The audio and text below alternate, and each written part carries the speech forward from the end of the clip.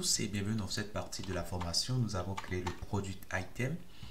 Maintenant, on va pouvoir l'utiliser en récupérant les données. On récupère les données et on se sert de product item pour les afficher.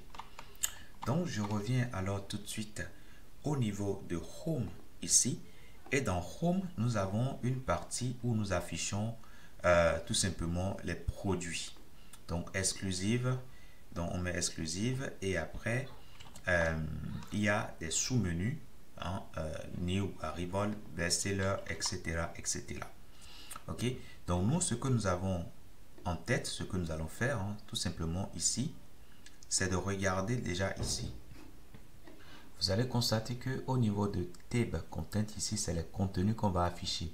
Pour Arrivals, ici, c'est le contenu qu'on va afficher lorsqu'on va cliquer sur Arrival ici. Ok, etc. Sur Seller, c'est le contenu qu'on va afficher lorsqu'on va cliquer sur l'élément Bestseller ici. Ok, donc je peux ajuster un peu tout ça pour que ce soit visible pour vous. Voilà, ça aussi, je fais un retour à la ligne. Et là également. Donc là, pour l'instant, c'est bon. Maintenant, à nous maintenant de récupérer les bonnes informations. Ce que vous allez constater, c'est que ce qui est affiché ici, au niveau de row ici, c'est plus ou moins la même chose que ce qui est affiché au niveau de row ici, à part les données qui peuvent être différentes. Donc, je peux mettre alors tout simplement, allez, je peux mettre tab product container, ok. Comme ça, je vais avoir un composant unique à qui je fournis les données et qui s'occupera simplement de me produire l'affichage qui est attendu. Donc, je vais alors revenir ici. Je nettoie tout ça. Je vais créer un composant que je vais nommer, allez, je vais le nommer tout simplement tab product. Voilà, tab product container. Voilà, et je vais lancer tout ceci. Une fois que je lance, je vais regarder bien ici. Ce qui m'intéresse, c'est plutôt cette partie-là. Donc, je peux simplement couper. Ok, je coupe tout ça et je peux mettre ici app tab product container. Tout simplement. Ok, comme ça. Et je ferai la même chose également pour cette partie que j'ai ici. Donc, je peux en retirer tout ça. Ok, je coupe ça. Et une fois que je coupe, je vais penser à le mettre ici. Tout simplement. Je reviens en arrière. Et puis, je vais refaire ça pour Featured. Ok, donc ça, je le retire. Et au niveau de spécial, ici, ça aussi, je le retire. Donc, je vais alors dupliquer ceci que je mettrai ici. Je duplique et je pourrais le mettre également ici. Pour l'instant, si je vais au niveau de l'affichage, normalement, il n'y aura pas beaucoup de changements. Ok, on aura toujours l'affichage qu'on avait tout à l'heure. Mais ce qu'on vient de faire là, c'est extrêmement important en ce sens que désormais, on aura simplement à fournir les produits qu'on souhaite afficher à chaque élément, chaque composant, qui s'occupera indépendamment des autres éléments de la page de l'affichage. Voilà. Et l'avantage que cela comporte, c'est que on ne sera plus obligé d'utiliser ce composant uniquement sur cette page, mais on pourra l'utiliser sur d'autres pages où le besoin va se faire ressentir. Maintenant, qu'est-ce que je vais faire? Il faut que je récupère les données qui sont attendues. Et ça, je peux le faire directement ici. Je vais créer rapidement une fonction qui va s'appeler getProduct. Ok. Donc, je mettrai ici getProduct. Voilà. Tout simplement. Ok. Donc, voilà. Une fois que cela est fait, je vais continuer. Mais avant de continuer, nous allons rapidement typer ces données-là, banner et collection, puisque désormais, on a une idée de type de données qui est attendu. Ok, c'est vrai qu'au départ, on n'a pas forcément toutes les idées, mais dès lors qu'on récupère déjà une première donnée, on peut avoir une idée claire du contenu de cela. Donc, je vais alors rapidement créer ici un modèle qui va s'appeler banner. Et puis, je vais penser également à créer un autre modèle qui va s'appeler quoi? Allez, qui va s'appeler tout simplement collection. collection, qui sera une collection. Voilà. Donc, je lance cela et je vais juste à patienter un tout petit peu. Mais en attendant, je peux rapidement afficher les données pour voir déjà leur structure. Donc, au niveau de banner, je viens ici. Je m'attends à recevoir un title qui sera un string et la valeur par défaut, on pourra mettre une chaîne vide. On s'attend à recevoir une description. Voilà.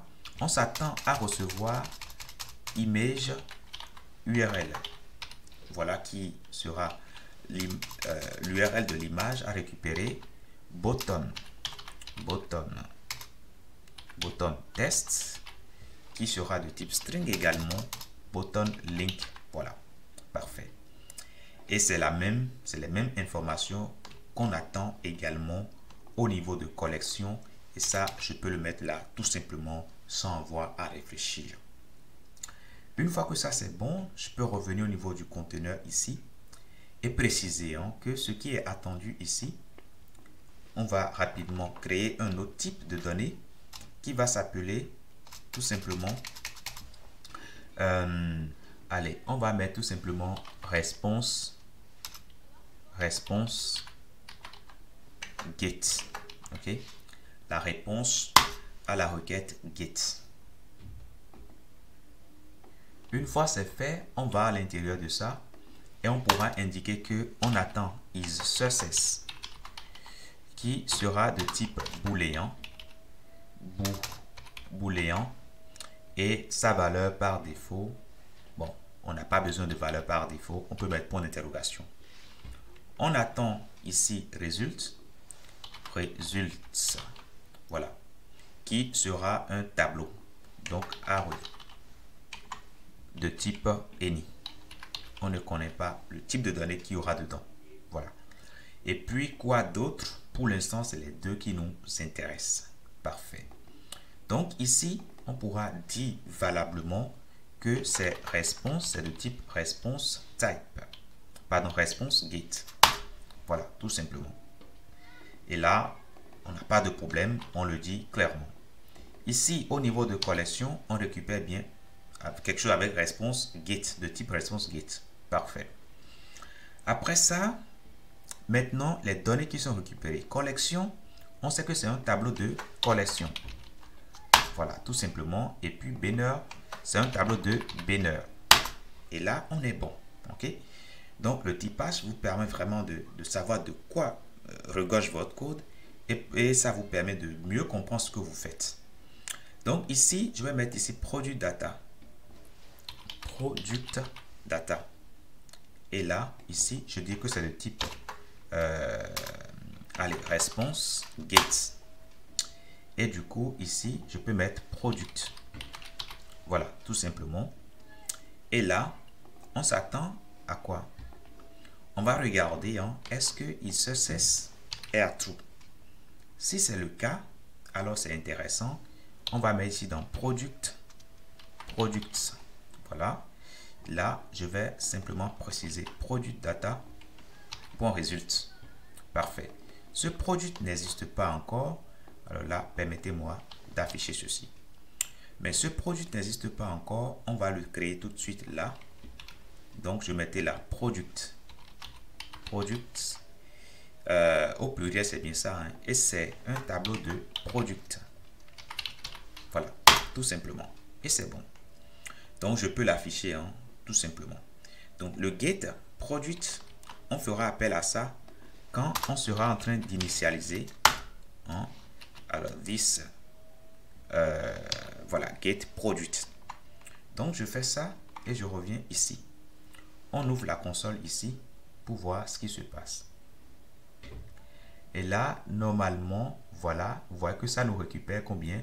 140 produits.